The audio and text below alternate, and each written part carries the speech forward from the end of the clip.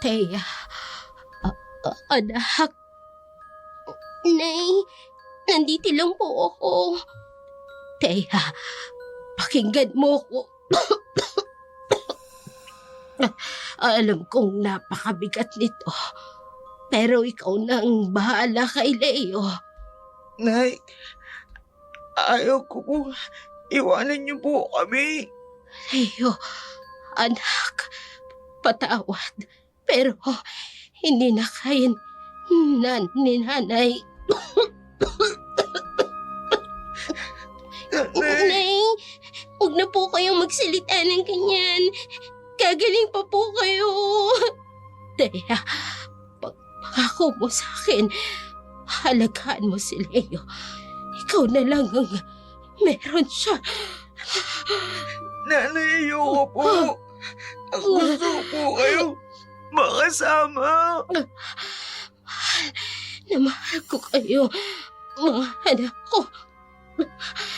Leo, makikinig ka kay Ate Thea mo. Maging mabuti kang bata. Nay, Nay, paano na po kami? Hindi ko po alam kung paano. Nay!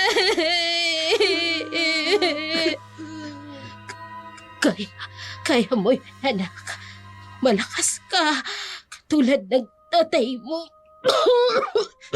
Nanay! Pangako, magkakasama kayong dalawa. Huwag kayong maghiwalay. Hindi po kami mag-ihulay ni ate. Pangako po. Pero wag niyo rin po kami iiwan.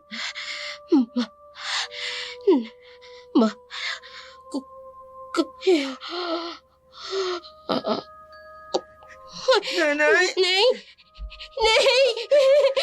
Nay, huwag niyo po kami iiwan! Nay! Nay, gumising po kayo! Nay! Tahimik na pumikit ang ina habang magkayakap at umiiyak ang magkapatid. Leo, tayo na lang. Tayo na lang ang magkasama. Pangako kay inay, hindi kita iiwan. Ayoko maiwan. Natatakot po ako. Nandito lang ako, ha. Hindi kita iiwan. Pangako yan. Pangako kay inay. Malamig ang hanging dumadampi sa mga dahon na sa puno sa labas ng munting bahay ni Thea at Leo. 3 araw matapos ang pagpanaw ng kanilang ina, para bang tumigil ang mundo para sa magkapatid. Bawat sulok ng bahay, may mga alaala ng kanilang ina. Ang lumang upuan na kanyang inuupuan, ang mga plato at kubyertos na kanyang hinuhugasan, ang maliit na garden sa likod ng bahay ng kanyang inaalagaan. Ngunit wala na ang kanyang ina. Sa loob ng 3 araw na yun, hindi iniwanan ni Thea ang kanyang kapatid. Tuwing gabi, maririnig niya ang tahimik na pag-iyak ni Leo sa kanyang kama. Dahan-dahan niyang pinupunasan ang mga luha nito. Hindi niya alam kung paano pagagaanin ang kalungkutan ng 7 taong gulang na bata. Lalo pat siya mismo'y lugmok din sa kalungkutan. Dumating ang araw ng libing. Ilang kapitbahay lamang ang dumalo. Mga taong minsan ay nakasalumuha ng kanilang ina. Mga taong nakakaunawa ng kanilang kahirapan. Sa munting sementeryo ng kanilang baryo, huling pagkakataon nila para makita ang muka ng kanilang ina. Kawawa naman ang mga bata. Abay, napakabata pa ni Leo. Oo nga, si Thea kawawa din. Paano niyang aalagaan ang kapatid niya? Leo, gusto mo bang magpaalam kay inay? Ate, bakit po sa ilalim ng lupa inilalagay si inay? Hindi ba sumihirapan doon? Hindi na mahihirapan si inay, Leo. Nasa langit ni siya. Nagpabantay na siya sa atin. Nay, pangako po, magiging mabait ako kay ate. hindi ko po siya pahirapan. Leo, Pero Nay, hindi po ba pwedeng bumangon muna kayo? Kahit isang beses lang po. Para mayakap po namin kayo uli. tama na yan, Leo. Tama na. Mga anak, oras na. Unti-unting ibinaba ang kabaong. Mahigpit na magkayakap ang magkapatid. Inay, huwag niyo po kaming iiwan. Sana, Leo. Nandito lang ako. Hindi kita iiwan. Maya-maya pa nang sila na lamang magkapatid ang nasa harap ng puntod. Nay, pangako po. Aalagaan ko po si Leo. Gagawin ko po ang lahat para sa kanya. Ate, paano na tayo ngayon? May isa pa akong pendant na katulad nito, Leo. Bigay ito ni Inay. Para sa iyo. Para sa akin? Oo. Para kahit malayo tayo sa isa't isa, may magpapaalala sa atin na magkapatid tayo. Na may nagmamahal sa atin. Hindi naman tayo maghihiwalay, di ba ate? Hindi, Leo. Hindi tayo maghihiwalay. Pangako yan. Isang linggo matapos ang libing, dahan-dahang bumalik sa dating takbo ang buhay ng magkapatid. Ngunit ibang-iba na. Ang dating tahimik na umaga kasama ang kanilang ina napalitan ng maagang paggising ni Thea para maglaban ng damit ng ibang tao. Bago pa man sumikat ang araw, nasa labahan na siya. Ang mga kamay na dating hawak lamang ay libro sa pag-aaral. Sa ngayon, magaspang na sa kapipigan ng mga damit. Sa munting bahay nila, natutulog pa si Leo. 7 taong gulang pa lamang ang bata. Hindi pa lubos maunawaan kung gaano kahirap ang buhay na naghihintay sa kanila. Minsan, napapansin ni Thea na hinahanap pa rin ito ang kanilang ina sa umaga, lalo na kapag nagigising ito. Ate, ang aga mo namang gumising. Leo, bakit kising ka na? Matulog ka pa. Tutulungan na kita. Hindi na, Leo. Baka magkasakit ka pa eh. Kumain ka na lang ng almusal. May tinapay sa mesa. Bakit ka kasi naglalabo ng damit ng ibang tao? Eh kasi kailangan natin kumita ng pera. Para may makain tayo. Ate, hindi na ako kakain ng marami. Para hindi na tayo mahirapan. Huwag mo ngang sabihin yan. Dapat kumain ka ng marami. Para lumaki ka. Pangako ni ate ang kay Inay. Maya-maya pa Ate, may panida akong gulay. Kung gusto mo, ikaw na lang magbenta. Kakarampot lang ang kita, pero mas mabuti na yan kaysa sa wala. Talaga po? Naku, salamat po. Kahit ano pong trabaho gagawin ko.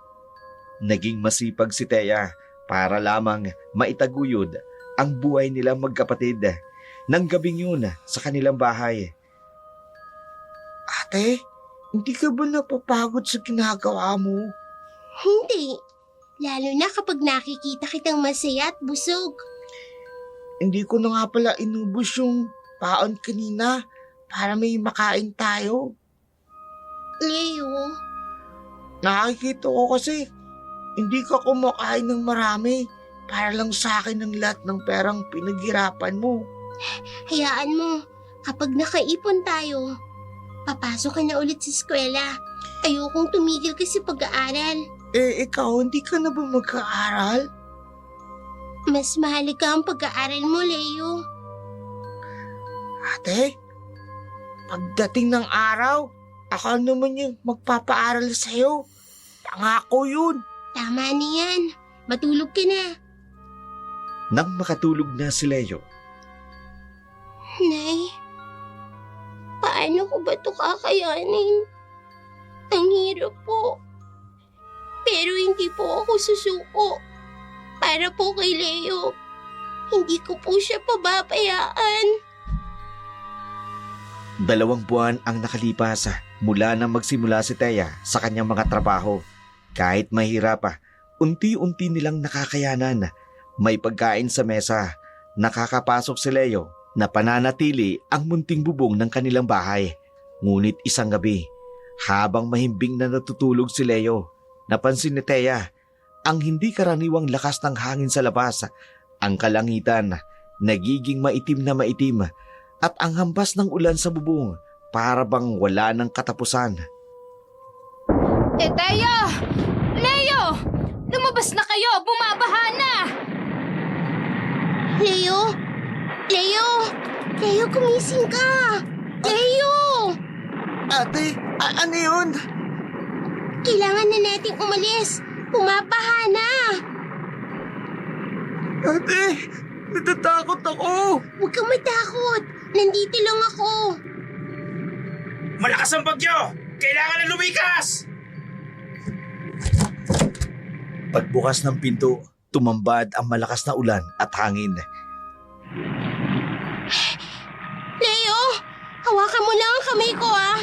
Huwag kang bibitaw. Ate, yung mga laruan ko. Hayaan mo muna yan. Mas mahalaga ang buhay natin. Sa labas, lalong lumakas pa ang agos ng tubig. Sa evacuation Ay, naku! center! Bilisan Doon niyo! tayo! Ay, naku! Bilisan ninyo! Ate! Kapit ka lang, Leo! Leo, yakapin mo ko ng mahigpit! Ate, ang lamig po. Konti na lang! Konti na lang! Bahala!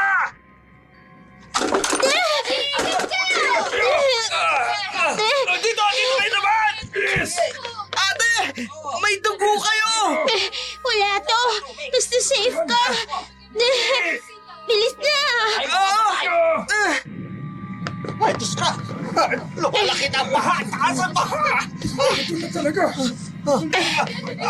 May sugat ka, Iha. Kailangang madala yan sa klinik. Hindi na po. Kailangan ko pong bantayan ng kapatid ko. Ate, may lagnat kayo. Leo, pangako. Babalik tayo sa bahay natin. Aayusin natin. Huwag ka na magsalita. Nilalagnat ka na eh. Sorry, Leo. Sorry kung hindi kita Doon na ilagay yung mga gamit maprotektahan na. ng mabuti. Kailangan na magkasay natin. Sorry. May dumating na doktor. Kailangan mong magpagamot. Kinabukasan ng mga oras na yun, Ate, gumaling ka na. Hindi mo ayaw, wala ka. 3 araw na ang nakalipas mula nang tumama ang bagyo. Sa evacuation center, unti-unti nang bumababa ang lagnat ni Thea. Ngunit sa kanyang puso ay balisa. Wala silang balita tungkol sa kanilang munting tahanan. Nang medyo humupa na ang baha, nagpumilit na siyang umuwi kasama si Leo. Kahit pinipigilan siya ng doktor, hindi mapakali ang kanyang kalooban hanggat hindi niya nakikita ang bahay na nag-iisang alaala nila ng kanilang ina. Dahan-dahan lang, Leo. Ate, baka mas maganda magpahinga ka muna. Hindi. Kailangan natin tingnan yung bahay. Tsaka yung mga gamit ni nanay. Pagdating nila sa kanilang lugar, tumambad ang kanilang bahay na labis ang pagkawasak. Ate, nasaan na yung bahay natin? Hindi. Hindi. Ang dating nakatayo nilang bahay ay wala na. Ang natitira na lamang ay ilang kaputol ng kahoy at mga basag na kagamitan. Ay, dako, Thea! Leo, abay pasensya na. Tinangay na ng bahang halos lahat dyan. Ang mga gamit ni nanay. Ang mga litrato. Ate, tingnan mo to oh. Nilapitan ni Thea, isa itong lumang litrato nila ng kanilang ina. Erico. Ate, nasugatan ka. Hindi. Kailangan nating hanapin. Baka may mga natira pa. Nagsimulang magalunggat si Thea sa mga basang kagamitan. Ate, wala na yung kamo ni inay. Wala na yung mesa natin. Tama na, ha? Huwag ka nang umiyak.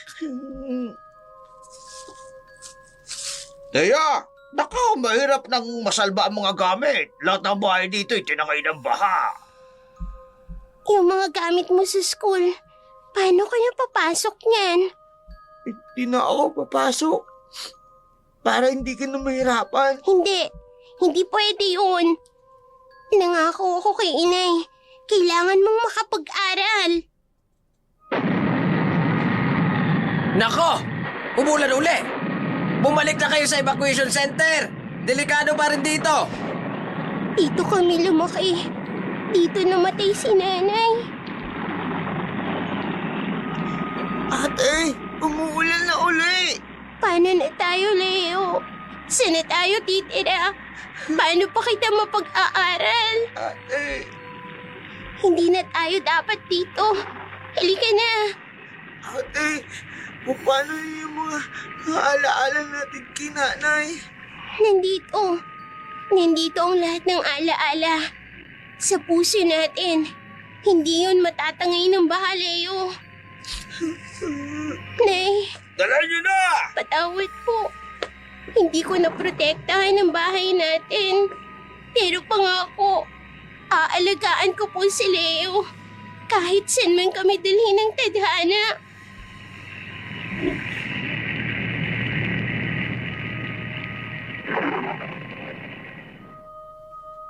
Sa evacuation center, walang ibang mapuntahan ang magkapatid.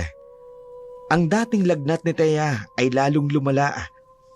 Sa bawat pag-ubo, para bang inilalabas niya na ang kanyang kaluluwa. Ang kakarampot na perang nailigtas sila, unti-unti nang nauubos sa pagbili ng gamot. Sa bawat gabi, naririnig ang pag-ubo ni Thea habang itinatakip ang kumot kay Leo. Para hindi ito lamigin. Ate, kumusta ka na? Ayos lang ako.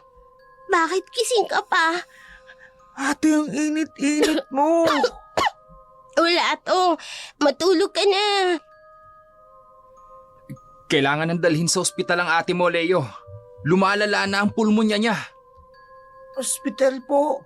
Pero wala po kaming pera. Hindi po. Ayos lang po ako. Kailangan ko lang po... Kailangan po alagaan ko po si Leo eh. Kung hindi siya magpapagamot, mas lalala pa yan. Maya-maya pa'y dumating ang isang social worker. Thea, may programa ang gobyerno para sa libreng pagpapagamot, pero kailangan mong manatili sa ospital. Paano po si Leo? Hindi ko po siya pwedeng iwanan. Ate, pumayag ka na. Ayokong mamatay ka kagaya ni nanay. Leo, Wala nang nagawa si Thea, kundi sumunod na lamang sa iminumungkahi ng social worker. Kaya dinala siya sa ospital. Kinagabihan. Kailangan magpahinga ng ate mo. Uwi ka muna sa evacuation center. Hindi po. Gusto ko pong bantayan ng ate ko. Leo, sumunod ka na. Babalik din ako. Pangako mo, ha? Pangako, hawakan mo lang yung pendant para alam mo na lagi akong nasa tabi mo. Kinaumagahan sa ospital. Malala ng pulmonya niya. Kailangan ng matagalang gamutan. Paano yung kapatid niya? Hindi pwedeng manatili rito ang bata. Delikado rin sa kanya. Sa kabilang dako naman, sa kwarto ni Thea. Ate, magpagaling ka. Makinig ka. Kung may tumating na mabubuting tao na gustong tumulong sa'yo, Hindi. Ihintayin ko kayong kumaling. hindi ko kakayanin kung makikita kitang nahihirapan. Kailangan mong maging malakas para sa ating dalawa. Makaraan ang 1 linggo mula nang ma-confine si Thea sa ospital. Araw-araw, tumatambay si Leo sa tabi ng higaan ng kanyang ate. Pinanunood ang bawat paghinga nito. Sa mga gabing, mag-isa siya sa evacuation center. Hawak-hawak niya ang pendant na bigay ng kanyang ate. Dalangin sa Diyos na gumaling ito. Ngunit isang umaga, may dumating na mag-asawang nakatingin sa kanya na may habag at pag-asa. Thea, isipin mo ang kinabukasan ni Leo. Dito sa ospital, hindi mo siya kayang alagaan. Kung sasama si Leo sa inyo, ipangako nyo na aalagaan niyo po siya. Pangako namin yan, Iha. Aalagaan namin siya na parang tunay na anak. Hindi! Ate, di ba sabi mo, hindi tayo maghihiwalay? Leo, minsan ang pagmamahal ay nangangahulugan ng pagpapalaya para sa ikabubuti mo.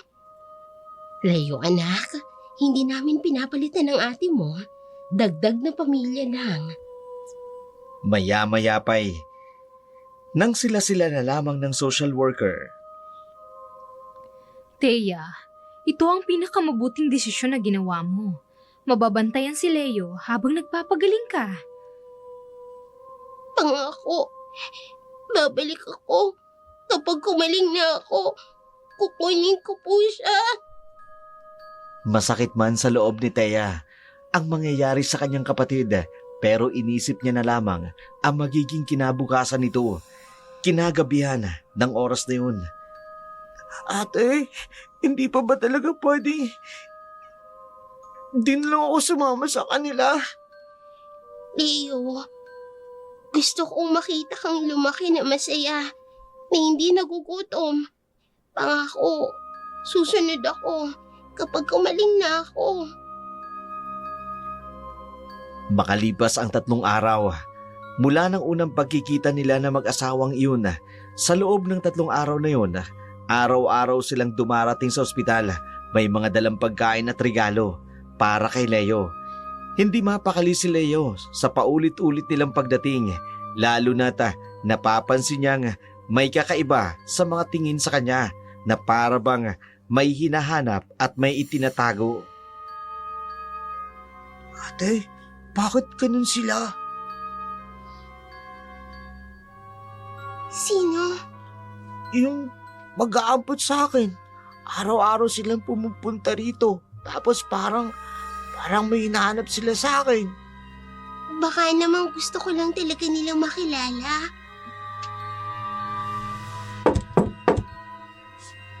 Magandang umaga. Nandito na kami. Leo, anak, may dala kaming almusal. Po, salamat po. Bakit parang natatakot ka? Hindi po. Nagtataka lang po ako kung bakit parang araw-araw kayo nandito. Dahil gusto ka naming makilala ng mabuti. May problema ba, anak? Hindi niyo po ako anak. Leo, Huwag ka nang bumangon, Iha. Dapat nagpapahinga ka. Bakit po kayo nakatingin sa pendant ko? Maganda kasi. Leo, gusto mo bang bumisita sa bahay namin? Ate, Leo, baka maputi yan. Oo, Leo. Maraming laruan doon. Malaki ang bakuran. May swimming pool pa. Makalipas ang ilang linggo ng pag-uusap ng mga asawang De La Cruz, pinahintulutan na rin ng ospital na pansamantalang umuwi si Thea sa evacuation center para ihanda si Leo. Kahit mahina pa ang katawan, pilit niyang kinakaya bawat hakbang, bawat kilos para sa kapatid. Sa munting sulok ng evacuation center, may nakahanda ng mga bagong damit, bigay na mag-asawang De La Cruz para sa bagong buhay ni Leo. Leo, halika. Subukan mo to. bakit may mga ganyan? Para maganda ang itsura mo sa bagong bahay mo. Hindi ko susuotin yan. Leo, sige na, pakisuot na lang. Ate, umuubo ka na naman. Wala to. Halika na. Subukan mo na kasi yan, Leo. Wala nang nagawa si Leo kundi sundin na lamang ang iniuutos ng kanyang ate. Ang gwapo naman ng kapatid ko. Ate, bakit parang hindi na kayo babalik? Hindi ganun yun. Sabi mo dati, wag kong tatanggalin to. Para lagi may connection tayo. Itong pendant na bigay mo. Oo, hawakan mo na lang yan palagi. Habang inaayusan si Leo. Ate, yung mga lumang damit ko. Hindi mo na kailangan yun. May mga bago ko ng... Ayoko ng bago. Gusto ko yung luma. Yung may amoy ni nanay at amoy ninyo na may alaala natin. Leo, tama na. Ate, kahit mag-suit ako ng mamahalin, kahit magkaroon ako ng malaking bahay, wala pa rin kwenta yun kung wala kayo. Kaya nga, kailangan mong maging malakas para pagdating ng araw. Proud na proud ako sa'yo. Maya-maya, habang inaayos ang maliit na gamit ni Leo. Hindi ko ba pwedeng dalhin yung mga lumang stuffed toy ko? May mga bago ko ng... Kahit po ito lang, please. Regalo niyo sa akin to nung birthday ko, di ba?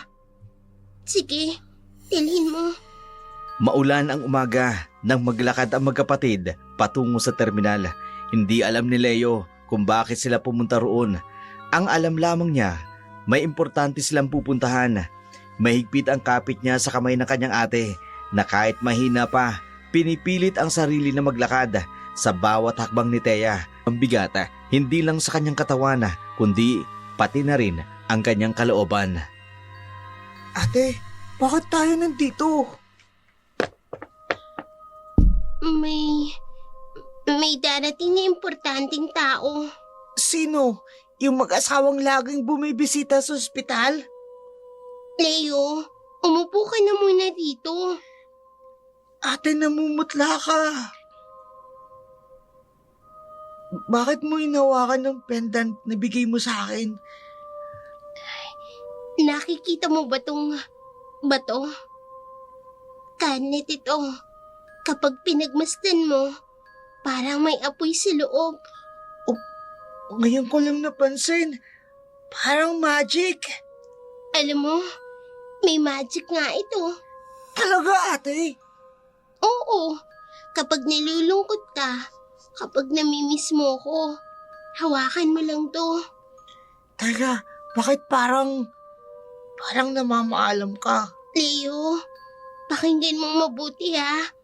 Ano man ang mangyari, huwag mong iwawala ang pendant na yan. Kapag nalulungkot ka, hawakan mo lang yan at isipin mo ko. Ate, Darating ako. Pangako, darating ako.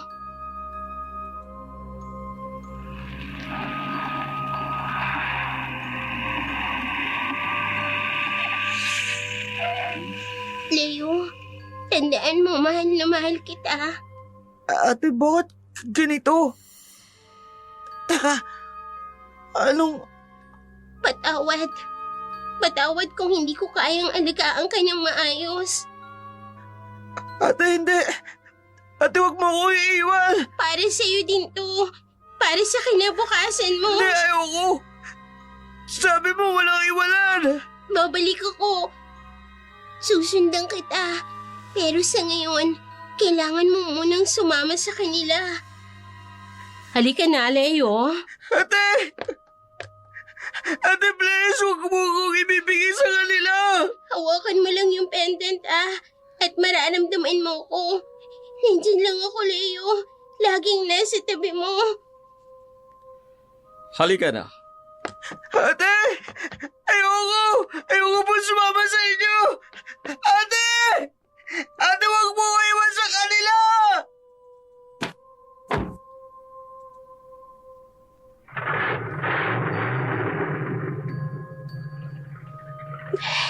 Patawad, Leo. Patawad. Mahal na mahal kita.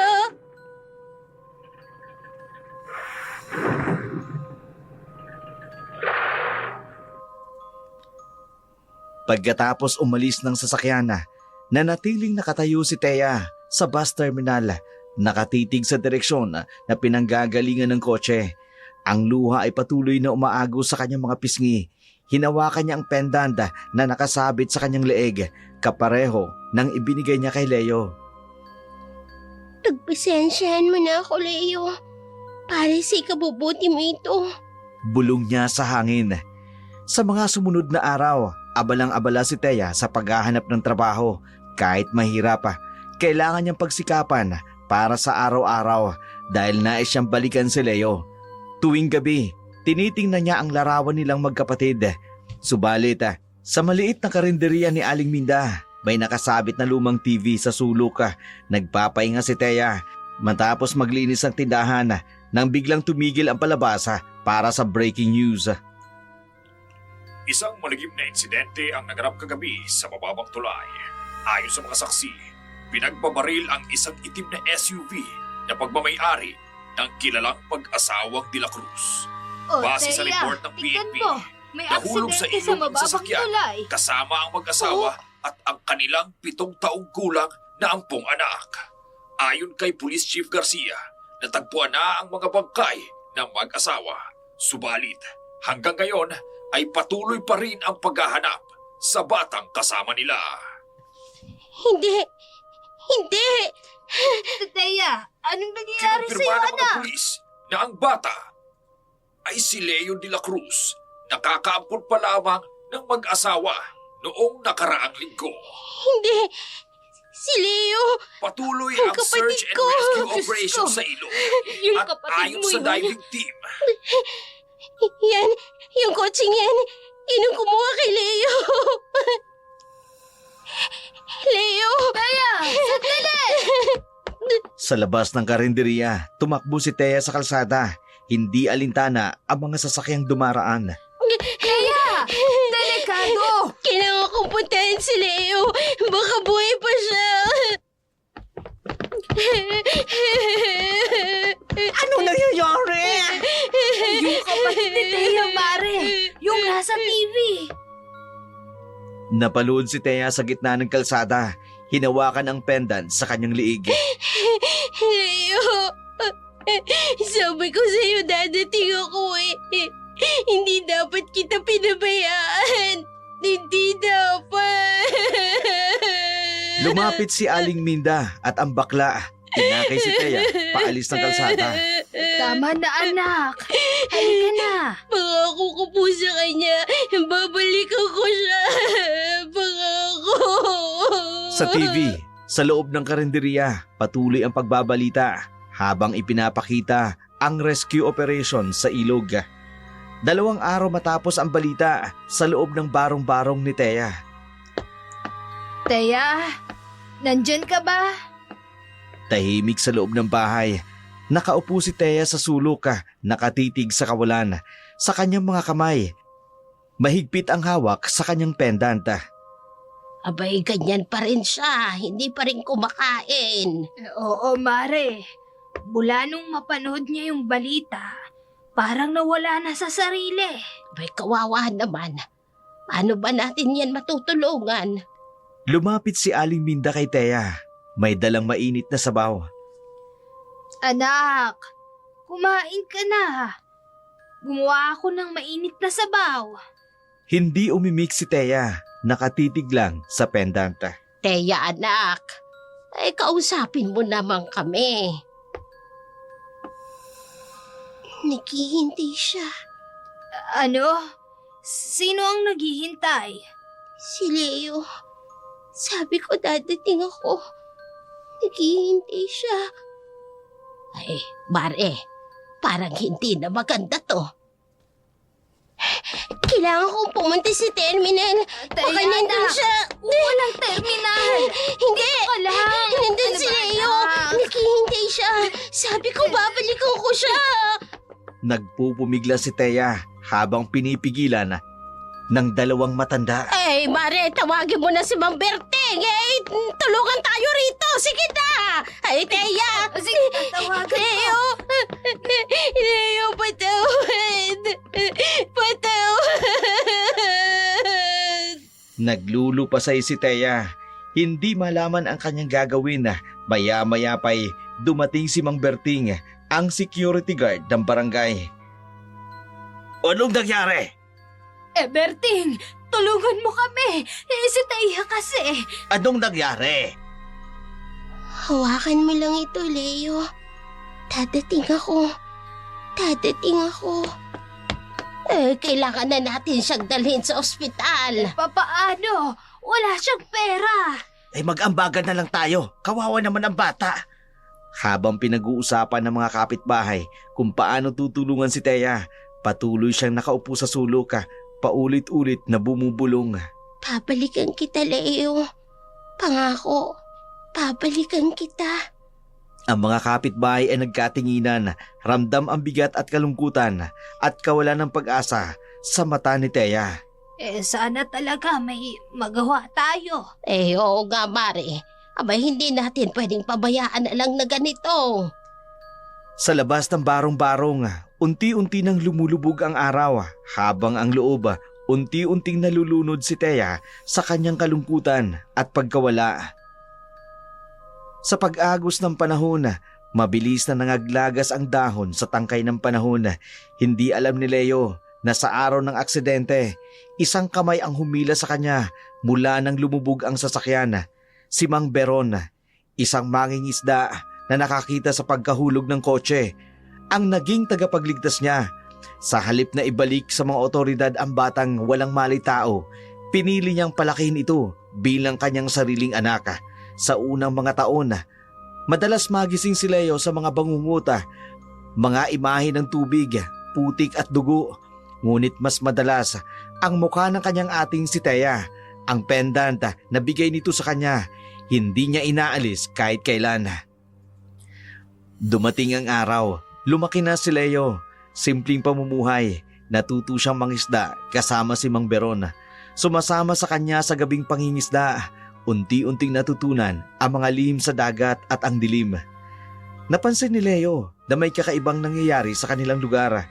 Mga taong bigla na lamang nawawala, may mga bangkay na natutuklasan. Ngunit kakaiba, ang mga biktima, pawang mga taong kilala sa lugar bilang masamang tao, mga adik, mga rapists at mga mamamatay tao. Naging mapagmasid si Leo. Hindi niya maiwasang mapansin sa tuwing may nawawala. Kadalasan, galing sa pangingisda si Mang Beron. Sa edad na 24, hindi na siya ang dating batang walang kamalay-malay. 12:00 ng gabi, nang makarinig si Leo ng yabag sa labas ng kanilang kubo. Sumasayaw ang mga dahon ng kawayan sa hanging malamig sa loob niya. Alam niyang si Mang Beron iyon, ngunit hindi na siya mapigilang mag-alala. Alam niyang si Mang Beron iyon, ngunit hindi niya mapigilang mag-alala. Tay, kayo na ba yan? Oo anak, ako ito. Tay, bakit po kayo natagalan? May nangyari po ba? Wala naman anak, maraming isda lang talaga. Tay, may balita po kasi. Tungkol saan? Sa mga aswang ho. May natagpuan na naman daw pong bangkay sa may mababang tulay. Ah, yun ba? Nag-aalala po ako sa inyo. Delikado po sa labas. Natatakot ka ba sa aswang anak? Hindi naman po sa ganun, pero... Wala ka bang napapansin sa mga biktima ng aswang? Itay? Mga masasamang loob lang ang kanilang binibiktima. Kung hindi may record ng pagpatay, panggagahasa o pagiging adik, yun ang mga pinapatay ng mga aswang. Bakit niyo napansin yun? Paano niyo nalaman ganun? Matagal na akong nakatira rito, anak. At isa pa, mabuti akong tao. Kaya sigurado akong hindi ako aatakihin ng mga aswang. Pero tay, paano kung... May mga bagay sa mundong ito na hindi dapat kinatatakutan, anak. Ang dapat nakatakutan ay ang mga taong walang konsensya. Yung mga taong sinasaktan ng kapwa. Tulad po ba ng mga umampun sa akin dapat noon? Oo, tulad nila. Hindi mo alam, pero yung mga umampun sana sa'yo, may madilim silang sikreto. Ano pong sekreto? Sa tamang panahon, anak. Sa tamang panahon, malalaman mo rin. Tay, sigurado ba kayong okay lang kayo? Oo naman, anak. Mas dapat nga ikaw ang mag-iingat.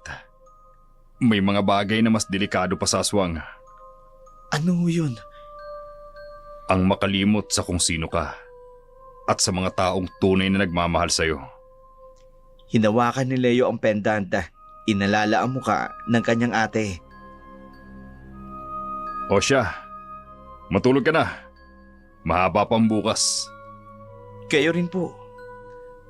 Bago matulog, napatingin si Leo sa bintana. Sa di kalayuan, may narinig siyang kakaibang tunog. Pero sa unang pagkakataon, hindi na siya natakot. May kung anong kapayapaan sa mga salita ni Mang Beron na kahit pa may mga bagay na hindi niya lubos maintindihan. Sa kabilang dako naman, araw-araw paulit-ulit ang pagmamalupit ni Hana kay Thea mula sa paggawa ng walang katapusang gawaing bahay hanggang sa pag-iinsulto. Tila walang katapusan ang pagpapahirap. Sa bawat umaga, sinisimula ni Thea ang kanyang araw-araw na paglilinis sa bahay. Paulit-ulit hanggang sa mangintay na ang mga kabay niya sa sabon at kemikal. Ngunit kahit gaano niya man linisan, laging may nakikitang mali si Hana. Ang tamad-tamad mo! Araw-araw, ito ang sigaw ni Hana. Hindi ka karapat-dapat sa kuya ko! Dati-rati, tahimik si Thea sa mga pang-aabuso.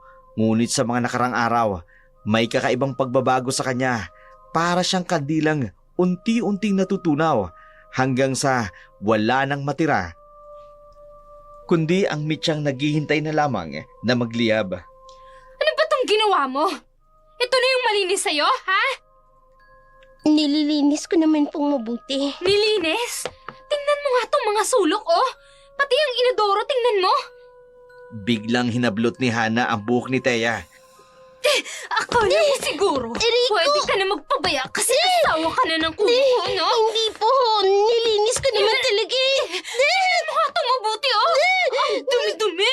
Tingnan mo mabuti! Inilublob ni Hana ang ulo ni Thea sa inidoro. Oo, ayan! Nakikita mo ba, ha? Nakikita mo bang hindi malinis? Wala kang kwenta! Kahit simpleng paglilinis ng banyo, hindi mo magawa! Hindi dyan ang bagay sa'yo! Biglang nagbago ang mata ni Thea. Isang kislapa na kung anong matagal nang nakatago. Tama na! Ha? Anong sabi mo? Tama na! Iwan mo ko! Hindi ko alam kung anong kasalanan ko sa'yo. Hindi ko alam kung bakit suktulan ang galit mo sa akin. Iwan mo sa akin ako! Sasabihin ito kay kuya! Sasabihin mo, tulad ng lahat ng kasinungalingang sinabi mo tungkol sa akin. Teka! Wala kang kwenta! Hindi ka karapat-dapat kay At kuya! sino karapat-dapat? Ikaw? Ikaw? Yan, para maranasan mo rin kung anong pakiramdam ng inilulublob sa inyong turo. Walang hiya ka! Kaya ayaw kita sa kuya ko! Dahil ang hirap panoorin na nasasayang sa'yo ang kuya ko sa isang babaeng walang pinag-aralan! Sa isang babaeng... Sa isang babaeng ano? Sabihin mo sa mukha ko! Sa labas ng banyo, naririnig ang mga sigawan at kalabog. Ang tubig sa inidoro ay tumatapon na sa sahig habang patuloy na naghahamok sina Thea at Hana sa banyo. Naririnig din ang pagbukas ng pinto sa sala. Hindi nila napansin ang mga yapak na papalapit hanggang sa biglang bumukas ang pinto ng banyo. Anong nangyayari dito? Nakita niya si Hana, basang-basa at umiiyak. Kuya! Kuya, tulungan mo ako, kuya! Bago pa makasagot si Thea, dumapo na ang kamuo ni Saro sa kanyang mukha. Natumba siya sa tabi ng inidoro. Sauro, hindi mo naiintindihan. Anong hindi ko naiintindihan? Na sinasaktan mo ang kapatid ko? Baliw siya, kuya! Baliw siya! Bigla nilang akong nilublob sa inodoro. Gusto niya akong patayin, kuya! Hindi totoo yan. Siya ang naunang... Hinawakan ni Sauro ang braso ni Thea at pinigilan. Tumigil ka! Hawakan mo siya, kuya! Sige! Kailangan niyang uminom ng gamot! Hindi! Pagulin mo ko! Sinungaling siya! Bumalik si Hana, may hawak ng bote ng gamot at tubig. Baliw! Kaya ka pinapainom ng gamot kasi baliw ka! Hindi ako baliw. Alam mo yan. Alam mo hindi ako baliw. Uminom ka na ng gamot! Pinipilit ni Hana na isubo ang tableta kay Thea. Hindi. Ayoko. Sauro, makinig ka sa akin. Tukin mo! Para sa ikabubuti mo to! Napilitan si Thea na lunukin ang gamot. Salamat, kuya! Salamat at dumating ka! Dahil kung hindi, baka pinatay na ako ng baliw na yan. Unti-unti nang nanghihina si Thea. Anong ginawa mo sa akin? Lumuwag ang hawak ni Sauro nang maramdamang nanghihina na si Thea. Bakit parang umihikot ang paningin ko? Hayaan mo na siyang mahiga, kuya. Mabuti nga yan sa kanya. Natumba si Thea sa sahig, hindi na kayang ipaglaban ang sarili. Leo, tulungan mo ko. Leo. Hana, sigurado ka ba sa dami ng gamot na pinano mo? Oo naman, kuya. Yan yung kailangan niya eh. Para sa ikabubuti niya yan. Unti-unting dumilim ang paningin ni Thea hanggang sa tuluyan na itong nawalan ng malay-tao. Tulog ka na, baliw. Tulog ka na. Sa sahig ng banyo, nakahandusay si Thea habang magkayakap sina Sauro at Hana, tila walang nangyari. Mabigat ang mga mata ni Thea nang magising kinaumagahan. Ang epekto ng gamot hindi pa rin lubusang nawawala. Parang may makapal na ulap sa kanyang isipan. Ang kanyang katawan ay namamanhid pa rin. Nakaupo siya sa sulok ng silid, nakatitig sa kawalan, habang ang mga pangyayari sa banyo parang masamang panaginip na paulit-ulit na umiikot sa kanyang alaala. Sa kwarto ni Sauro, nakahandusay na si Thea sa isang sulok at tulala. Oh, nagising na pala ang baliw mong asawa. Walang tugon si Thea, nakatulala lamang ito. Tingnan mo siya, kuya, oh. Parang estatwa. Epekto pa yan ng gamot. Kuya, hindi ko maintindihan. Anong hindi mo maintindihan? Bakit ba kasi pinakasalan mo pa yung babaeng yan? Wala naman yung kwenta. Tsaka marami namang karapat-dapat para sa'yo. Bakit pinili mo pa rin yung baliw na si Thea na yan? Alam kong gagaling siya. Babalik siya sa katinoan. Lumapit si Hana, halos yakapin na si Sauro. Mas baliw ako sa asawa mo. Hana? Oo, mas baliw ako. At magbabaliw ako kung hindi ka mapapasa sa akin. Sa sulok ka. Gumalaw ng konti si Thea, parang may bahagi ng kanyang isipan na nauunawaan ang nangyayari. Kaya angkinin mo na ako. Ipapadama ko sa'yo ang hindi niya kayang ibigay. Hindi. Hindi tama to. Angkinin mo ako. Sa loob ng magulong isipan ni Thea, may mga imahe, ang pendant ni Leo, ang pangakong pag-aalaga, at ang trahedya sa tulay. Lahat ng ito umiikot-ikot habang pinanunood niya ang kanyang asawa at ang kapatid nito. Leo, Parang walang nakaririnig sa kanya. Ang silid ay napuno ng ungol at halinghing habang sina Sauro at Hana ay nalulod na sa kanilang pagnanasa. Sa sulok ni Thea, patuloy na nakatitig ang mga matang walang emosyon. Ang isip ay wala sa kasalukuyan, naglalakbay sa mga alaala noong mga panahong hindi pa siya ganun na nawawala na ng pag-asa. Sa kabilang dako naman, ilang linggo nang hindi makatulog ng maayos si Leo.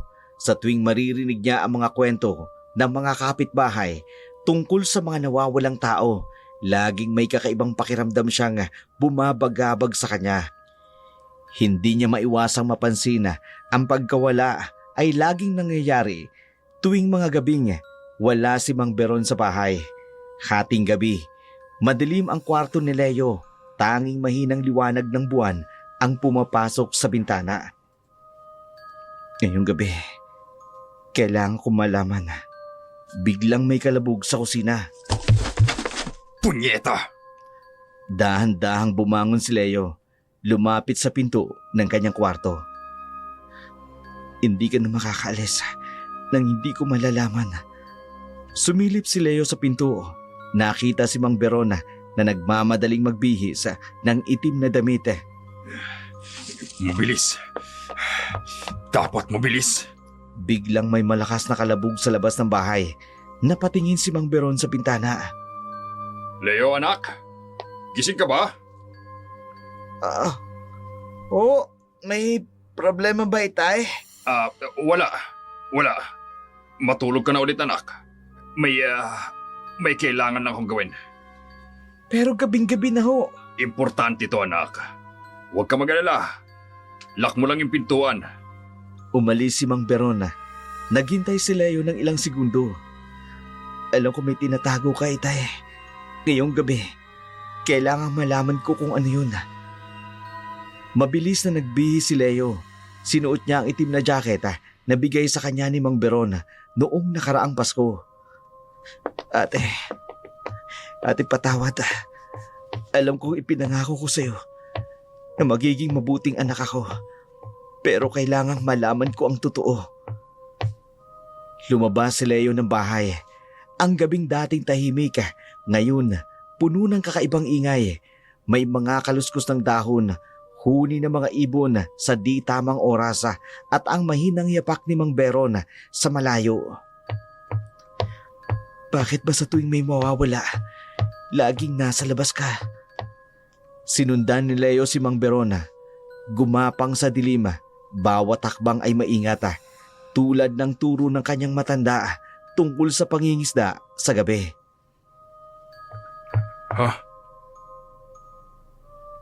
Mabilis na nagtago si Leo sa likod ng malaking puno ng mangga. Nakita niyo ba ako? Lumingon si Mang Beron sa paligid. Sa liwanag ng buwan, may kakaiba sa kanyang mata. Isang kislapa na hindi dating napapansin ni Leo. Malapit na. Malapit na. Binilisan ni Mang Beron ang lakad. Halos tumakbo na ito. Saan ka pupunta, Itay? Anong ginagawa mo sa gabing ito? Sa bawat hakbang ni Leo, mas tumitindi ang kabog ng kanyang dibdib. Ang mga tanong na matagal nang kumakatok sa kanyang isipan ay nagbabadyang sumabog. Mga masasamang loob lang ang kanilang binibiktima. Tay, anong ibig sabihin nito? Si Clola! May narinig silang sigaw mula sa di kalayuan. Isang babaeng humihingi ng saklolo. Andyan ka na pala! Tumakbo si Mang Beron sa sumisigaw. Tay, anong gagawin ni Tay? Sinundan ni Leo ang umampun sa kanya. Sa unang pagkakataon ay natakot siya, hindi para sa kanyang sarili, kundi para sa katotohanan hindi niya maaring matuklasan. Ate, patnubayan mo ko. Tulungan mo ko maintindihan ito. Ang dilim ng gabi, tila mas lumalalim Ang mga yapak ni Leo mas bumibigat sa bawat takbang patungo sa katotohanan na matagal niya nang pinagdududahan. Sa madilim na kalsada, ang mga ilaw ng kotse at ilang poste lamang ay nagbibigay liwanag. Nakatigil ang magarang itim na Mercedes-Benz sa gitna ng daan. Hoy, matanda! Ano bang problema mo? Malis ka nga dyan! Nakatayo si Mang Beron sa harapan ng kotse, hindi gumagalaw. Ang kanyang anino ay lumaki sa liwanag ng headlight. Mabuti naman. At mag-isa kang nagmaneho sa ganitong oras. Hana, Paano mo nalaman ang pangalan ko? Sino ka ba? Biglang hinampas ni Mang Beron ang hood ng kotse. Nagkaroon ng malaking yupi. Walang hiya ka! Ang mahal-mahal ng kotse ko! Nang kinuha mo! Biglang binuksan ni Hana ang gloves ng compartment. Kinuha ang baril. Hindi niyo pwedeng saktan si Mang Beron. Aalis ka o guguhitan ko ng butas yung mukha mo! Unti-unting nagbago ang anyo ni Mang Beron. Ang kanyang balat ay dumilim. Ang mga kuko ay humaba. subukan mo! Binasag ni Mang Beron ang windshield ng kotse gamit ang kanyang kamao na ngayon ay mas malaki at mas maitim. Walang hiya! Aswang! Nagpaputok ng baril si Hana 2 beses pero mabilis na umiwas si Mang Beron. Tama na! Tama na! Tay Beron! Lumundag si Mang Beron sa bubong ng kotse. Yumanig ang buong sasakyan. Mamamatay ka!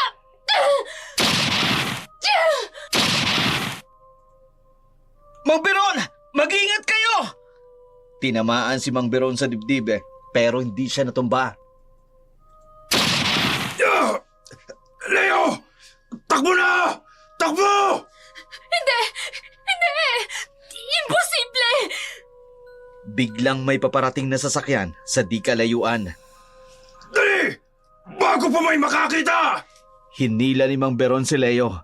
Ang kanyang mga paa ngayon ay mabilis at mas malakas. Mang Beron, kayo po ang... Makinig ka. May sasabihin ako. Sa likuran nila, narinig ang sigaw ni Hana. Tulong! May aswang! May aswang! Tulong! Patuloy silang tumakbo sa dilim. Ang mga yapak ni Mang Beron ay nag-iwan ng mas malalim na bakas sa lupa. Sandali lang ho! Wala nang oras. Kailangan mong malaman ang tungkol sa kapangyarihan. Maya-maya pa'y nakarating na sila sa isang madilim na bahagi ng gubat malayo sa kalsada. Leo, pakinggan mo ako. Hindi ako ordinaryong tao. Alam mo ko ho, nakita ko. Pero bakit ngayon nyo lang sinabi sa akin? Sa malayo, may mga sirena ng pulis ang maririnig. Malapit na. Malapit na ang oras. Kailangan mong magmana. Lumakas ang mga sirena. Malapit na ang mga pulis. Mang Beron, huwag ho. Ang kapangyarihan, kailangan mong gamitin para sa tama. Biglang bumangon si Mang Beron. Hinawakan ang kamay ni Leo. Tanggapin mo ang aking regalo. Nagsimulang mag-alab ang mata ni Mang Beron. May kumikinang na ilaw na lumipat mula sa kanya papunta kay Leo. Ang pagtakbo nila sa dilim, tila walang katapusan. Ang bawat yapak ni Mang Beron nag-iiwan ng patak ng dugo sa lupa, ngunit hindi siya tumigil. Ang kanyang mga brasong nakahawak kay Leo nanginginig sa kahinaan. Subalit may lakas pa rin at sapat para protektahan ang binata. Sa bawat takbang papunta sa kanilang kubo, ramdam ni Leo ang bigat ng katawan ni Mang Beron na sumiseryoso na. Ang dating malakas na presensya ng matanda, unti-unti nang humihina, katulad ng pagkawala ng dugo sa kanyang sugat.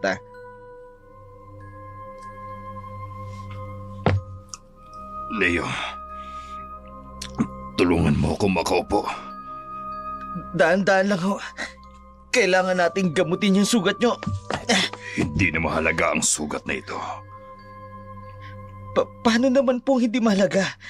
Dugaan po kayo. May mas mahalagang bagay tayong dapat pag-usapan.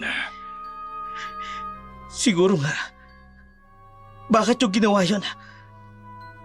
Bakit yung hinarang yung coach niya? Anong plano nyo? Patayin siya? Alam mo ba kung sino ang babaeng yun? Hindi ko siya kilala.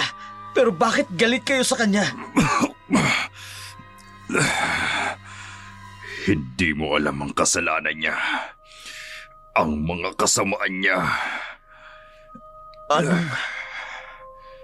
Anong ibig niyong sabihin? Bago ko sabihin, gusto ko munang malaman. Hindi ka ba nagagalit sa akin? Sa nakita mo?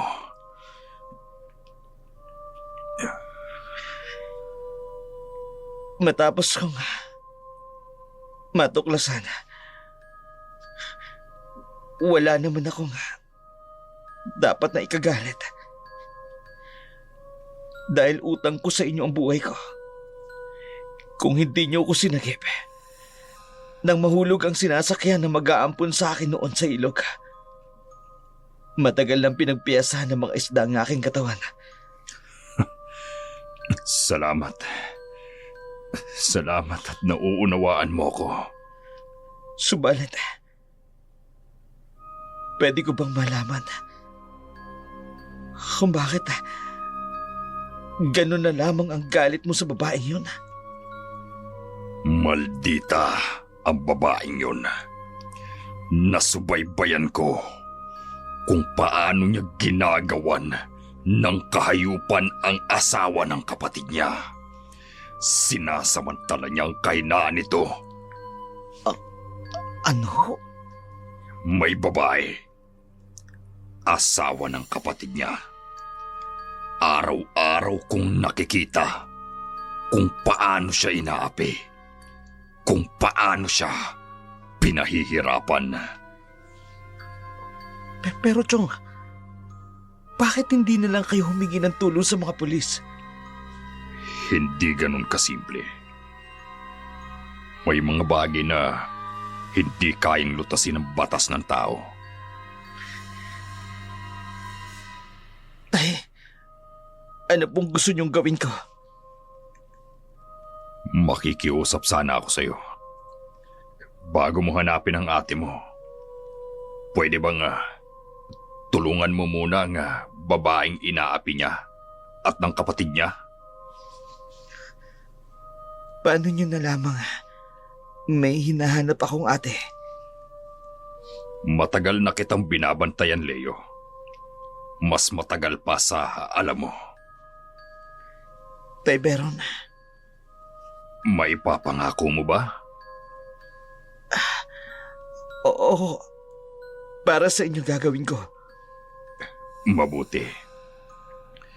Dahil may kapangyarihan akong ibibigay sa'yo. Kapangyarihang tutulong sa'yo para magawa mo ito. Biglang umubo ng malakas si Mang Berona, may kasamang dugo.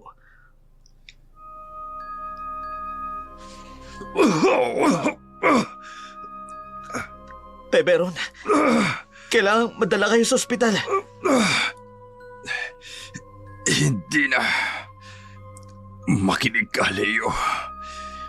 May kailangan pa akong ibigay sa'yo. Ang dugo ni Mang Berona patuloy na dumadaloy sa sahig ng kubo. Ang bawat pataka ay parang orasana na nagbibilang ng natitirang mga sandali. Ramdam ni Leo ang pangangatog ng mga kamay ng matanda habang nakahawak sa kanya. Hindi sa takot, kundi sa kahinaan ng katawan na unti-unti nang nauupos. Leo, Malapit na. Huwag po kayo magsalita ng ganyan. Kailangan nating... Hindi na. Alam ko na. Hindi na ako magtatagal. Hindi ho! Kaya pa natin! Makinig ka. May ibibigay ako sa'yo. Dumidilim na ang paligid ng kubo. Ang ilaw ng gasera kumikislap na parang nadamay sa tensyon ng mga sandaling yun. Ano yun? Ano yun, Tay Berong? Ang kapangyarihan. Ang lakas na taglay ko. Ibibigay ko sa'yo. Pero, paano ho? Hawakan mo ang aking mga kamay. Ipikit mo ang iyong mga mata. Sumunod si Leo. Hinawakan ang kamay ni Mang Beron. Damhin mo ang enerhiyang dadaloy. Biglang nagkaroon ng maliwanag na kulay asul na liwanag sa pagitan ng kanilang mga kamay. Tay Beron, ang init ko! Tanggapin mo ang aking kapangyarihan. Tay Beron! Gamitin mo ito ng may karunungan at may puso. Lumakas ang liwanag, pumuno sa buong paligid. Ipangako mo na gagamitin mo ito para sa kabutihan. Ipinapangako ko. Hanapin mo siya, ang iyong kapatid. Alam ko, iyon ang pinakahahangad mo. Oh, opo, Tay Beron. Hanapin ko po siya. Pero tandaan mo, may mga bagay na dapat mong gawin muna. May mga taong kailangan mong tulungan. Unti-unti nang humihina ang liwanag. Pero ramdam pa rin ni Leo ang kapangyarihang dumadaloy sa kanyang katawan.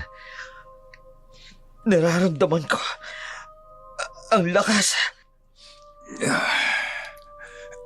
Mabuti. Alam kong ikaw ang tawang tao para magmana nito. Biglang nanghina si Mang Beron, halos matumba. Tay Beron! Tandaan mo ang iyong pangako. Tulungan mo sila. Hanapin mo ang iyong kapatid. Gamitin mo ang kapangyarihan para sa tama. Ipinapangako ko, hindi ko po kayo bibiguin. Maraming salamat po. Pinapangako ko, gagamitin ko po ang kapangyarihang ito para sa kabutihan, para sa mga taong nangangailangan, para mahanap ang kapatid ko. Hindi pa man natatapos biglang may narinig na silang mga sigawan sa di kalayuan, mga yapak ng maraming tao, mga liwanag ng sulo. At galit na mga boses ang pumuno sa katahimikan ng gabi. Ang kapayapaan ng sandaling yun ay napalitan ng tensyon at pangamba. May liwanag at sulong papalapit sa kubo. Naririnig ang galit ng mga taong bayan. Doon! Doon nakatira yung mga aswang! Dalian nyo! Punta natin ang basula! Dalit ka lang pa rin ang basula yan! Kailangan mamatay sila! Tay, kailangan na natin umalis. Hindi na ako makakalakad. Lumakas ang sigawan at mas papalapit na papalapit pa. Dalihan natin! Ang tuwa patayin! Patayin! Diyan! Nandyan! Diyan nakatira yung mga aswang! May mga batong bumagsak sa bubong na kubo. Sugurin nyo yung bahay nila! Patayin nyo yung mga aswang!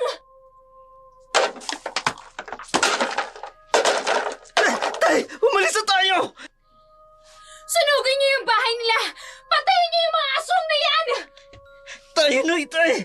Tayo na ho! Leo! Tay Beron! Mabilis na itinulak ni Mang Beron si Leo sa gilid. Ilang putok ng baril ang tumagos sa katawan ni Mang Beron. Ngunit tumagos lamang ito sa katawan ni Mang Beron. Tay! Tay Beron! Natumba na si Mang Beron at duguan. Hindi! Hindi! Sa pangalawang pagkakataon, nailigtas kita. Pero bakit? Bakit niyo ginawa ito? Makinig ka. Wala nang oras. Mas lalo pang lumakas ang mga sigawan. Patayin ang aswang! Patayin niyo silang lahat! Patayin! Sunugin niyo ang kubo! Sunugin! Sunugin! Sunugin! Alam mo na kung gaano kasama ang babaeng yan. Tay Beron! Tulungan mo ang babaeng inaapi niya. Sundan mo siya. Nagsimula na magsindi ng apoy ang mga tao. Pero lumayo ka muna rito. Ikaw na ang isusunod nila. Hindi ho! Isasama ko kayo! Hindi ko kayo pwedeng iwan dito! Gamitin mo ang kapangyarihan. Ngayon, Leo. Ngayon. Pumikit si Leo. Dinama ang bagong lakas ng kanyang katawan nang dumilat siya. Nasa ibang anyo na siya. Nagsimula namang pumasok ang usok sa kubo. Sigurado akong nasa loob pa sila ng kubo! Unti-unti nang nawala ang figuran ni Leo sa dilim gamit ang kapangyarihang minana niya. Ang huling tingin niya sa katawan ni Mang Beron ay nakangiti pa rin sa kabila ng kamatayan. Paalam. Paalam, Tay Beron. Tutuparin ko ang aking pangako. Nasunog ang buong kubo. Habang dahan-dahan namang lumayo si Leo, hindi nakita ng mga galit na mga tao. Sa kanyang likuran, naririnig niya pa rin ang sigaw ni Hana na galit ang tinig. Kasama na ang mga tao. Pero wala siyang takot. May bagong lakas sa kanyang dibdib. May bagong misyon sa kanyang puso. Pagkatapos noon, umuwi na si Hana. Sa dilim ng gabi, pumasok ito sa loob ng bahay ni Sauro at Thea. Sa isang sulok, nakaupo si Sauro, nakaharap sa mesa kung saan nagkalat ang mga bote ng alaka. Ang kanyang mga matay mapupula, ang kanyang hiningay mabigat sa amoy ng alaka. Sa kabilang sulok naman, nakakadena si Thea sa isang poste. Ang mga kamay at paa nakatali ng maayos. Ang mga matay malayo ang tingin na parabang nasa ibang mundo. Kuya, mukhang masaya ka. Ana, bakit ka nandito? Nag-worry lang ako sa'yo. Tingnan mo nga yung sarili mo. Tumingin si Hana kay Thea na nakakadena. Oh, kumusta yung baliw mong asawa? Nakatingin pa rin sa kawalan? Huwag mo siyang tawaging baliw. Eh bakit naman hindi?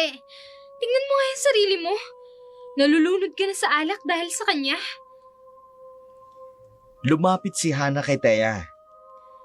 Ngayon alam mo na. Kumuha ka ng batong ipupukpok sa ulo mo. Tumawa si Hana ng malakas. Alam kong nagkamali ka sa pagpili sa babaeng pobre at baliw na yan. Tumingin kay Thea. Nabaliw yan dahil ipinaampun niya ang kanyang kapatid para sana umasenso ang buhay niya. Pero sa kasawiang palad, na disgrasya ang sinasakyan ng mag-aampon sa kapatid niya. Ayun, nahulog sa ilog. Hindi na natagpuan ang bangkay ng kapatid niya. Kaya yun yung dahilan ng kinabaliw niya. Tumulo ang luha ni Thea habang nakatingin sa kawalan. Tingnan mo ko, Sauro. Bakit ka naguhubad? Para makita mo ang dapat mong makita. Tumigil ka. Alam mong hindi tayo tunay na magkapatid sa laman. Sa papel lang. Humikbi si Thea sa sulok sapagkat wala siyang magawa sa ginagawa ni Hana sa kanyang asawa. Alam mo rin kung bakit ako pumayag na ampunin ka ni na mama at papa. Dahil gusto na kita noon pa.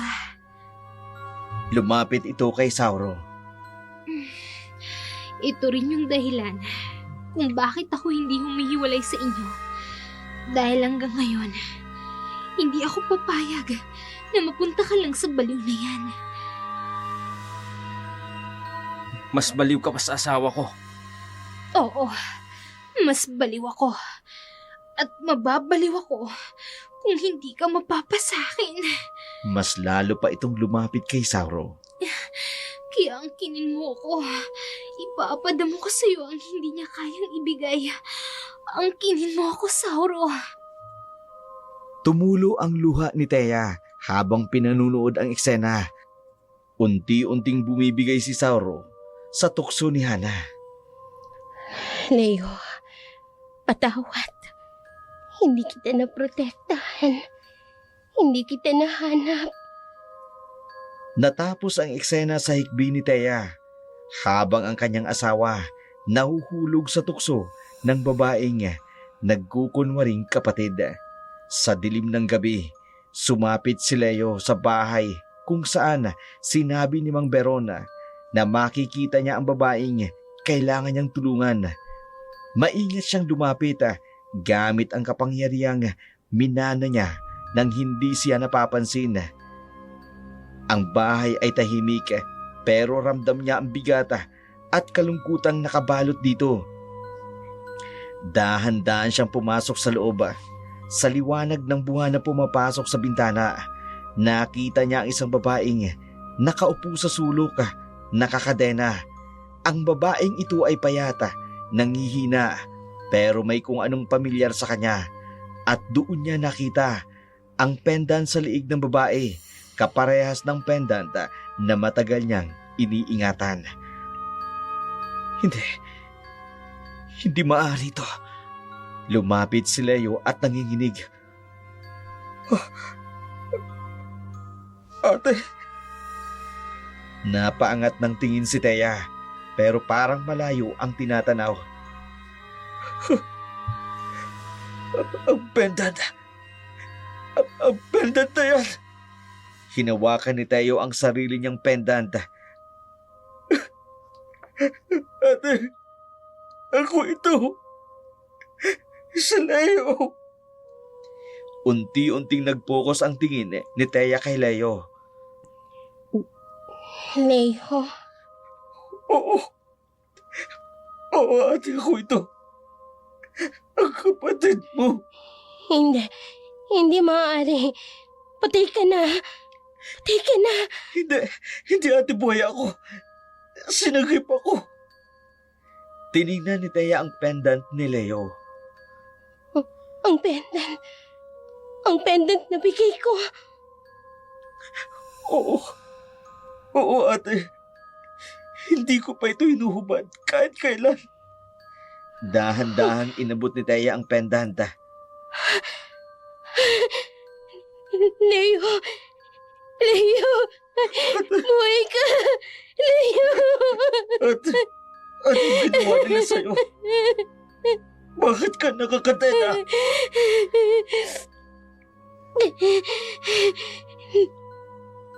Anong kahayupang ginawa nila sa iyo? Leo,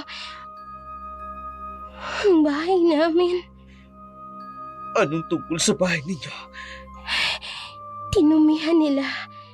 Gumawa sila ng kasalaulaan. Dito po man din sa bahay namin. Ano? Sinong gumawa? Ang asawa ko at ang kapatid niya. Humigpit ang hawak ni Leo sa kamay ng ate niya. Sinasaktan ka nila. Araw-araw, hindi lang pisikal, pati na ng dignidad ko. Hindi na mauulit ito, ate. Nandito na ako. Leo, delikado dito. Si Hana, si Sauro. Wala silang magagawa sa iyo. May kapangyarihan na ako ngayon. kapangyarihan? Oo, may nagbigay ng lakas sa akin para mahanap kita, para mailigtas kita. Narinig ang mga yapak sa labas ng bahay. Ate, ligtas ka na. Hindi kita pababayaan. Leo, patawad. Hindi kita naprotektahan noon. Kapatid ko. Ako ngayon ang magpoprotekta sa'yo. Hindi ka na masasaktan paninuman.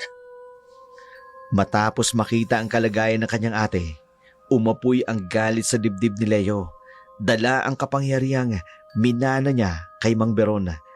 Dahan-dahan siyang umakyat sa kwarto kung saan naruroon sina Hana at Sauro.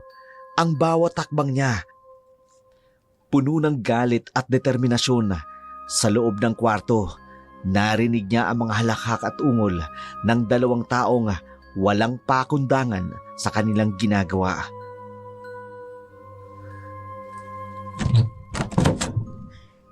Mga hinayupa kayong dalawa!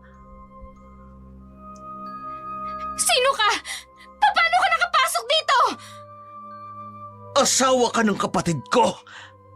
Kapatid mo siya! Sinalaula niyo ang bahay na ito! Anong kademonyoan ito? Anong ginawa niyo sa kapatid ko? Ikaw! Ikaw yung anak ng aswang! Ano? Anong sinasabi mo? Yan ang aswang! Patayin mo yan, Sauro! Anak yan ang aswang na sumalakay sa akin! Barilin mo, Sauro! Nakuha ni Sauro ang baril sa drawer. Demonyo ka! Basta ka nalang pumasok dito! Ganyan ba ang sagot ng isang lalaking nahuli sa akto? Wala akong pakialam sa baliw mong kapatid! Kunin mo na siya at magsama-sama kayo! Lumayas kayo rito! Barilin mo na, Sauro! Barilin mo na! Nagpaputok ng baril si Sauro, pero mabilis na umiwas si Leo. Yan lang ba ang kaya mo? Nagpaputok uli si Sauro, paulit-ulit pero parang hangin lang si Leo sa bilis. Bakit hindi mo matamaan? Biglang nasa harapan na ni Sauro si Leo. Inagaw ang baril.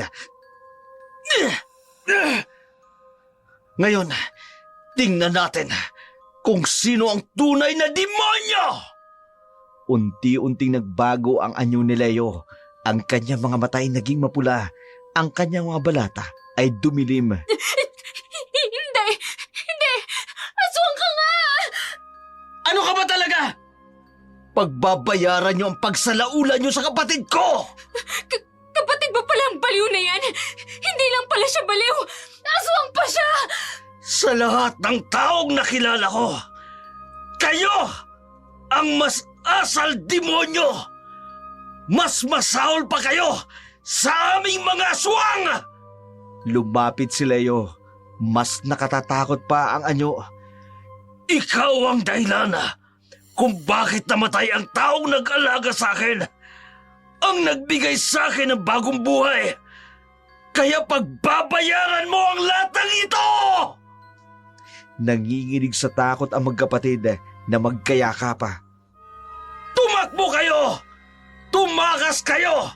Kung ayaw niyong kainin ko kayo ngayong gabi! Nagsimulang tumakbo ang dalawa, hubad palabas ng bahay.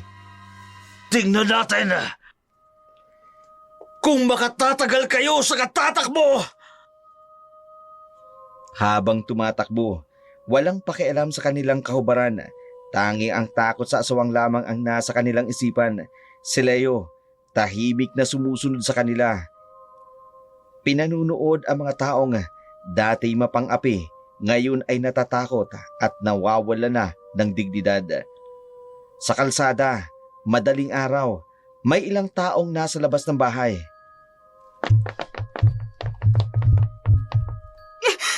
Tulungan niyo kami! May mga aswang! Tulong! Tulong! Tulungan niyo kami! Ay, nako! Tutog na hotdog! Ay, sus, Maria Josep! Ano yan? Ay, naku! Free show! Hinahabol kami ng aswang! Tulungan niyo kami! Ay, naka, mga kabataan ngayon, walang hiya sa katawan. Ay, sinabi mo pa, tingnan mo, mga itsura. Maya-maya pa'y dumating ang mga pulis na nakapatrol. Ano tong kaguluhan? Sir! Sir! May aswang, sir! Hinahabol kami ng mga aswang! Totoo, sir. May aswang. Pre, baka kayo ang aswang. Kaya nga. Ano ang kababalagan ang ginagawa ninyo? Ay, natatakot kayo sa aswang. Pero sa kahihiyan ninyong dalawa, hindi kayo natakot. Dumating pa ang isa pang pulisa. Sino sila? Ay, sir, yan dalawang yan. Magkapatid yan. Mga anak yan ni Mario. Eh, magkapatid pala. Ay, naku, magkapatid pala. Naku, di rin naman. Magkapatid tapos ganyan. Teka nga, magkapatid kayo? Hindi talaga. Ampun lang. Mabuti na lang hindi kayo nalason, kundi nagkataon. Sir, may violation po tayo ng Article 200. Anong article yan, sir? Grave scandal. Paggawa ng malaswang aktibidad na nakasisira ng moral ng publiko. Sa dilim, nakangiti si Leo habang pinanunood ang eksena. Karma lang yan. Mga hinayupak. O sige, may ebidensya na tayo. Dali na natin sila sa presinto. Hindi! Hindi niyo kami maintindihan. Inabol kami ng mga aswang. May mga aswang, sir! Ay, nako, aswang ka dyan. Kayo ang tunay na demonyo.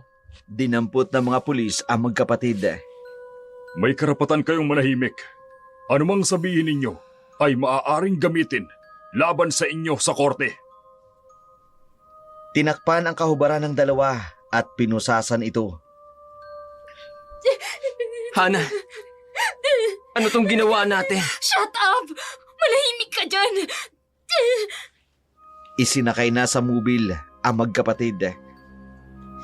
Simula pa lang ito ng parusa ninyo. Hindi pa tapos ang kabayaran sa ginawa nyo sa ate ko. Matapos ang kahiyahiyang insidente ng magkapatid, bumalik na si Leo sa bahay para kunin ang kanyang ate. Dahan-dahan niyang tinanggal ang mga kadena at binuhat niya ang ate niya palabas ng bahay na naging kulungan nito sa mahabang panahon. Sa kanyang mga bisig, ramdam niya kung gaano kapayat at kahina ang dating malakas niyang ate. Magandang umaga po. Nais ko po sanang tingnan niyo ang ate ko. May record na daw po siya dito. Anong pong pangalan ng patient? Thea Santos po. Sir, wala po kaming record ng patient na ganyan. Baka po sa ibang department, sa psychiatric ward po. Doon daw po siya dinala dati. Wala po talaga, sir. Kahit sa archives namin. Hindi maaari. Sabi nila, dinala nila sa mental hospital ang kapatid ko. Excuse me, sir. Ako po si Dr. Rivera. Tumungo sila sa isang private office ng doktor at kinausap si Leo tungkol sa kanyang kapatid. Pwede niyo po bang ikwento kung ano nangyari sa iyong ate? Dok, sinabi nila na dinala raw siya rito sa mental hospital. Nabaliw daw po siya. Based sa aming evaluation, walang signs ng natural mental illness ang ate mo. Ano ho? Pero may nakita kaming something disturbing. May traces ng lorazepam sa kanyang system. Substantial amounts. Ano ho yun, Dok? Lorazepam, or Ativan, is a strong tranquilizer. Ginagamit ito para sa severe anxiety, pero strictly regulated dapat ang paggamit. Ibig sabihin, Based sa tests, mukhang regular siyang pinapainom nito. Way beyond safe dosage. Kaya siguro parang lutang siya. Confused. Hindi makaisip ng maayos. Tumayo si Leo. Nagsimulang mamula ang mga mata. Ginawa nilang baliw ang ate ko. Sir, kailangan nating i-report ito sa authorities. Illegal administration of controlled substances. Hindi lang yan ang kasalanan nila. Sir? Ginamit nila ang gamot para kontrolin siya. Para abusuhin ang ate ko. Okay, sir. We need to document everything for the case. May mas mabilis bang paraan para magamot siya? Lumingon si Leo sa ate niya na nakahiga sa kama, payat at mahina.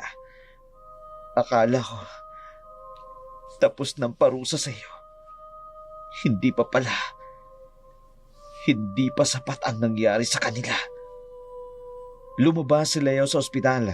Ang kanyang mga matay, unti-unting nagbago ang kulay.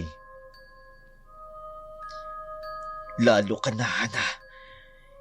Hindi pa tapos para bayaran mo ang kasalanan mo. Habang si Leo ay umaapoy sa galit sa nalaman sa ospital, si Hana nakakulong sa presinto. Ang kanyang mundo'y unti-unti nang gumuguho. Ang dating mapagmataas na babae, ngayon ay nakakulong sa maliit na selda. Walang nakikinig sa kanyang mga reklamo at sigaw. Guard! Guard! Ano na naman? Hindi niyo maintindihan eh. May mga aswang! May mga aswang na humahabol sa amin! Gahanap ko pa ng aswang eh. Tingin mo nga sa sarili mo. Hindi niyo naiintindihan! Kailangan ko makalabas dito! Papatayin niya ako! Papatayin ako ng aswang! Manimik ka dyan! Ate naman pwede pa tumahimik ka? Gusto na naming matulog. Pagawalan niyo ako! Ayoko Hoy! dito! Ayoko dito! Tumahimik ka dyan ha? Tumahimik ka! Hindi niyo ba nakikita? Hindi ako dapat nandito. Sino kayo para ikulong ako? Sorry po, madam. Hindi po namin alam. Special ka pala. Alam niyo ba kung sinong pamilya ko? Palayain niyo ako! Papalayain ako ng papa ko! Pakawalan niyo na ako dito! Bo, may papa daw oh. Kaya pala tumatakbong nakahubad. Kasama yung kapatid niya.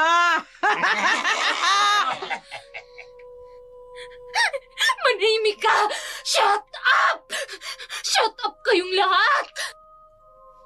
Sir, request permission to transfer the inmate to isolation. Hindi na kaya ng mga katabi niya. Granted. Proceed with transfer. Hindi! Ayoko sa Bartolina! Please, parang awan niyo na! Oh, sige. Acting pa more. Ayoko! Tignan natin kung may manunood sa'yo doon sa Bartolina. Bitiwan niyo ako! Ano ba? Hindi niyo alam kung sino ko? Oo naman. Kilala kita eh. Ikaw yung babaeng tumatakbong hubad sa kalye. Sama yung kapatid mo, di ba? Diyan mo yan, diyan mo yan. Pakawalan niyo ako! Ayoko na dito! Alam mo, manahimik ka na lang. Mas tahimik pa yung adik kaysa sa'yo. Dito ka na! Hindi! Pakiusap! May mga aswang! May mga aswang na paparating! Oo, talaga. Doon ka na magdrama mag-isa ha. Hindi! Pasok na yan! Hindi! Teka na! Hindi! Ang dilim ng gabi ay yumakap sa mga pader ng kulungan. Sa loob ng selda, tanging ang mahinang ilaw mula sa pasilyo ang nagbibigay ng liwanag sa mukha ng mga bilanggo. Ngunit sa gabing ito, may kakaibang hangin ang dumaan sa rehasa. Isang malamig na simoy ng hangin na nagdala ng takot sa puso ng isang babaeng dating walang takot, si Hana, na dating mapagmataas at malupit, ngayon nakaupo na sa isang sulok sa kanyang Bartolina. Ang kanyang mga matay nanlaki sa takot, ramdam na ramdam ang presensya ng isang nilalang na hindi niya maintindihan. Sa bawat anino na gumagalaw sa dingding, ang kanyang puso ay kumakabog ng mas malakas. Biglang may dumating na anino. Isang presensya, pamilyar subalit iba na ngayon si Leo na dating mahina at walang kalaban-laban. ngayon ay may taglay na kapangyarihan at kakaibang takot. Hindi man siya nakita ng mga gwardya, ang kanyang presensya ay ramdam ni Hana. Sino yan? Lumabas ka! Sino yan? Naalala mo ba ang lahat ng ginawa mo sa ate ko? Wala akong ginawang mali. Siyang... Tama ng kasinungalingan. Alam ko na ang lahat. Ang gamot at ang pang-aabuso. Hindi mo maintindihan eh. Ang hindi ko maintindihan kung paano ka nakakatulog sa gabi pagkatapos ng lahat ng ginawa mo sa kapatid ko. Guard! May tao dito! Guard, tulong! Walang makaririnig sa'yo. Tulad ng walang nakarinig sa ate ko noon.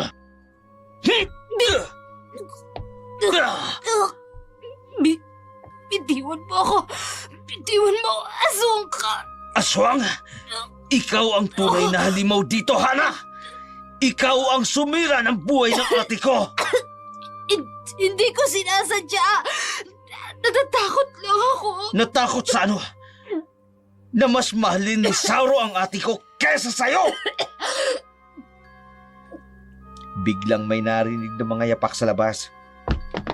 Hoy! Anong ingay yan dyan? Tulong! May aswang! May aswang dito! Tulungan niyo ako! Leo, tama na. Pero ate, Hindi ito ang paraan. Hayaan mo siyang magdusa sa kanyang konsensya. Ikaw? Paano ka? Kumaling na ako, Hana. Hindi mo na ako kayang kontrolin. Hindi! Hindi! Kayo ang mga baliw! Kayo yung mga baliw! tingnan mo ang sarili mo, Hana. Sino ngayon ang mukhang baliw? Dumating ang guard at binuksan ang pinto. Ano ba nangyayari dito? Wala na si Leo at Thea. Pumasok na ang guard. Nandito sila! Nandito yung mga aswang! Yung mga baliw! Nandito sila! Mukhang ikaw ang nababaliw dito. Nakakabaliw talaga ang pumaton sa kapatid. Sa labas ng kulungan, magkahawa kamay na naglalakad sina Leo at Thea.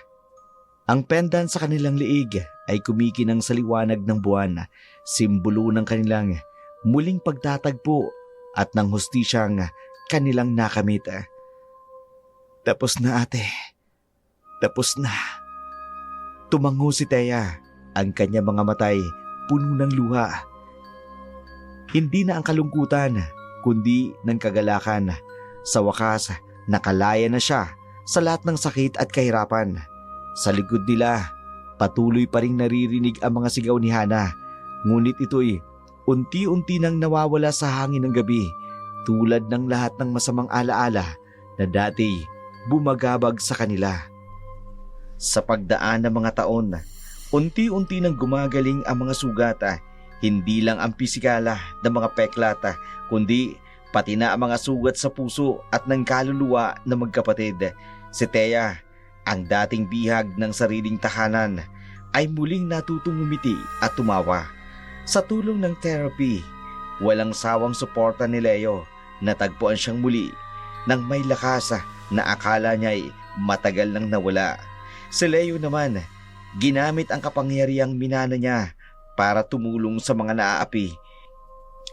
Hindi na siya nagpapadala sa galit, sa halip ay naging tagapagtanggol ng mga mahihina.